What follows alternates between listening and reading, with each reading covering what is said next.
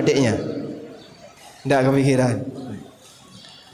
Jadi kenapa Nabi SAW terganggu dengan corak di kain beliau, sementara kita tidak terganggu? Jawabannya adalah masalah konsentrasi. Masalah apa? Konsentrasi. Artinya Rasulullah SAW itu sangat konsentrasi, dan karena saking konsentrasinya sehingga ada sesuatu yang mengganggu, membuat beliau terganggu.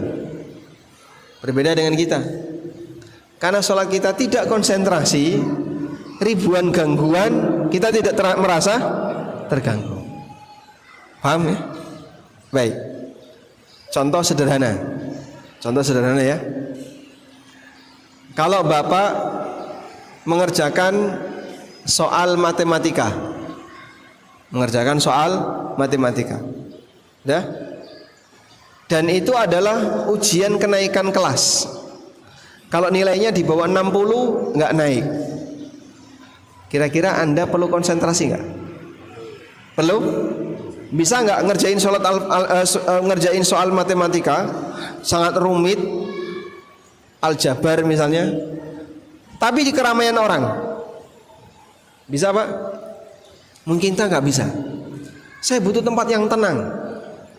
Loh, kenapa kamu butuh tempat yang tenang? Saya butuh konsentrasi. Sehingga orang yang butuh konsentrasi, dia akan mencari tempat yang tenang. Lain halnya kalau Bapak Ibu membaca berita. Anda baca berita di WA, bacanya di kafe, di pinggir jalan, di bandara, di tempat keramaian yang berisik anak-anak, bisa nggak? Bisa. Kenapa? Karena ketika Anda baca berita, Anda tidak perlu konsentrasi. Paham ya? Jadi ketika orang itu sedang membutuhkan konsentrasi yang tinggi, maka dia akan mengamankan diri, menghindari dari keributan. Tapi kalau orang tidak butuh konsentrasi yang tinggi, maka dia melakukan perbuatan itu di keramaian, dia merasa tidak terganggu. Paham ini? Nah, kualitas sholatnya Nabi SAW, khusyuknya sholat Nabi SAW, seperti orang mengerjakan soal Al-Fatihah, soal matematika. Sedangkan kualitas sholat kita seperti orang baca berita.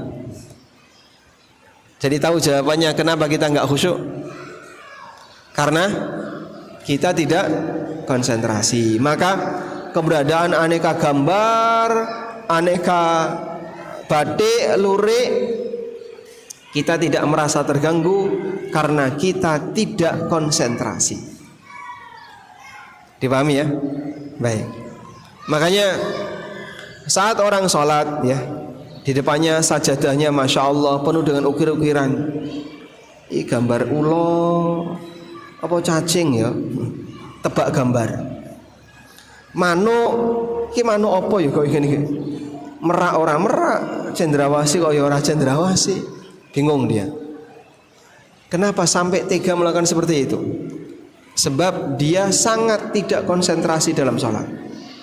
Karena sangat tidak konsentrasi, sehingga saat dia melihat aneka gangguan, dia tidak merasa terganggu. Begitu Pak ya? Maka jawaban kenapa kita tidak konsentrasi, karena kita tidak fokus. Selanjutnya, dari sinilah kita bisa memahami keseriusan seseorang dalam melakukan sesuatu berbanding dengan tingkat konsentrasinya. Semakin Anda berkonsentrasi, berarti Anda akan semakin khusyuk dalam mengerjakannya. Berangkat dari ilustrasi di atas, kita bisa memahami khusyuk dalam sholat. Bahwa khusyuk dalam sholat intinya adalah menghadirkan hati ketika sedang melaksanakan sholat. Menghadirkan hati ketika sedang dalam melaksanakan sholat.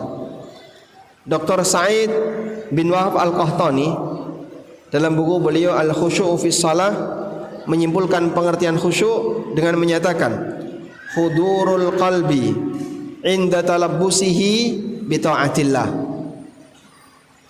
Menghadirkan hati